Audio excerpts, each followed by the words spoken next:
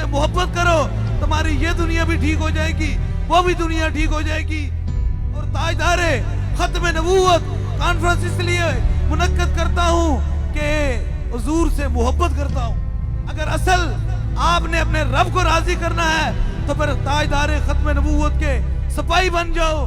ہر بندہ یہ ہاتھ اٹھا کے کہے ہم تاجدار ختم نبوت کے سپاہی بنیں گے. اس چمن کو ہم سیر گلشن نہ کر سکے یا رسول اللہ, کانٹے تو کچھ چن لیے گزرے تھے جدھر سے ہم. بات یہ ہے کہ پوری دنیا کے اندر یہ اپنے دل کے اندر مشن بنا لو. یہ آج کی بات نہیں ہے, اپنے دل کے اندر یاد رکھ لو کہ آخر دیکھیں نا, آخر ہم نے کدھر جانا ہے.